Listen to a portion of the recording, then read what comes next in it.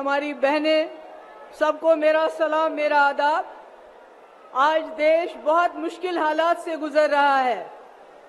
ऐसा हाल है, न कोई वकील, न कोई दलील, न कोई कार्रवाई और सीधे जेल।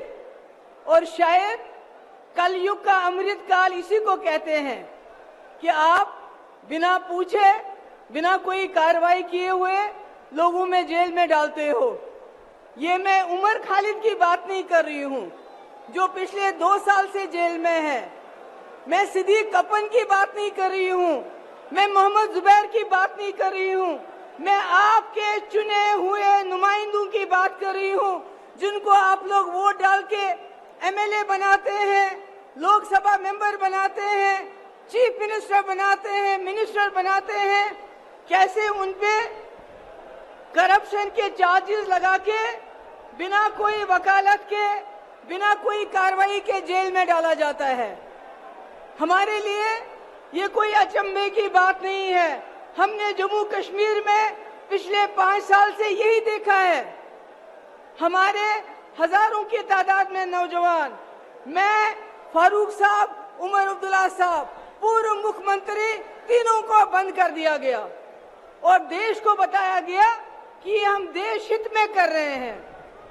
जब आप संविधान का उल्लंघन करते हैं, जब आप कानून का उल्लंघन करते हैं, वो देशभक्ति नहीं, देशद्रोही होता है। जो संविधान का उल्लंघन करेगा वो देशद्रोही है। आज जम्मू कश्मीर एक लेबोरेटरी बना है, वहां टेस्टिंग होती है, फिर आपके साथ वही होता है। केजरीवाल जी का क्या कसूर, हेमंत सोरेन जी का क्या कसूर?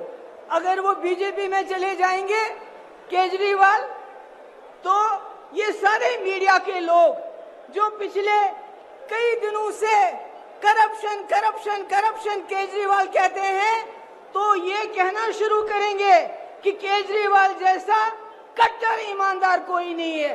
सिर्फ बात यह है कि केजरीवाल यहां से उठ के बीजेपी में चले जाएं।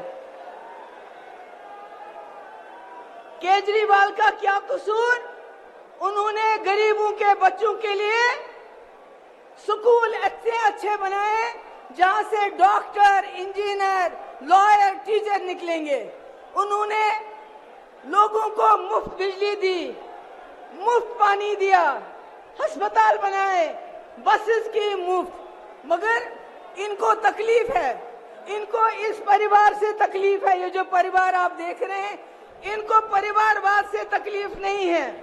अगर परिवारवाद से तकलीफ होती तो ज्योतिरादित्य सिंधिया को नहीं लेते। अगर परिवारवाद से तकलीफ होती तो जतिन प्रसादा को नहीं लेते, मिलन देवरा को नहीं लेते, राजनाथ सिंह का बेटा पॉलिटिक्स में नहीं होता।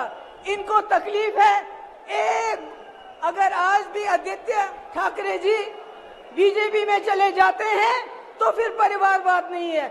इनको एक परिवार से सबसे ज्यादा तकलीफ है, और वो परिवार जिसने इस देश के लिए जेल में गए, कुर्बानियां दी, इस देश को बनाया। गांधी नेहरू उस परिवार की बात करते हैं। अरे मैं कहती हूँ ऐसे और परिवार पैदा हुए होने चाहिए थे। आज देश जो हमारा चांद्रयान पे पहुंचा, चांद पे पहुंचा, शायद कहीं और पहुंच गया होता। इनका क्या काम है?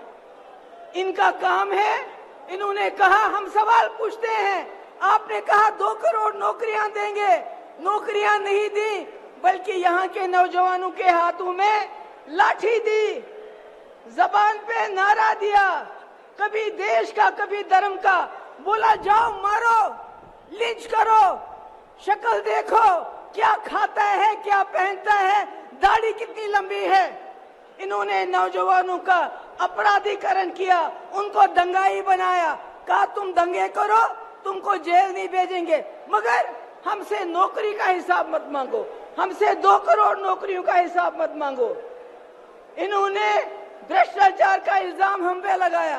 अरे चंदा चोरी में जितना भ्रष्टाचार इन लोगों ने किया, पिछले 75 साल में हमारे मुल्क में इतना भ्रष्टाचार कभी नहीं हुआ है।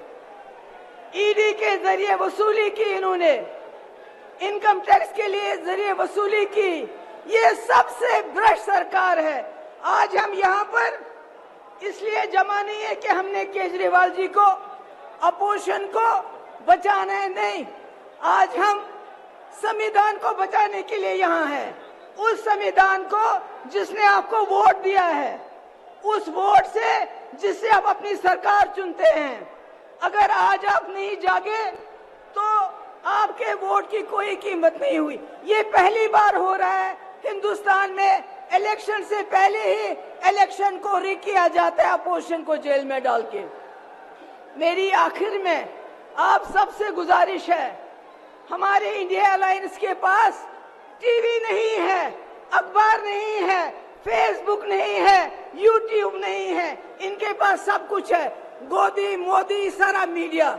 इसलिए मेरी आपसे गुजारिश है, हमारा मीडिया, हमारा अखबार, हमारा फेसबुक आप लोग हो। आप लोगों को जाके लोगों को समझाना पड़ेगा कि केजरीवाल जी हो, हेमंत सोरेन जी हो या कोई और हो, वो जेल में इसलिए है, वो संविधान को बचाना चाहते हैं, आपके वोट को बचाना चाहते हैं। बहुत बहुत शुक्रिया।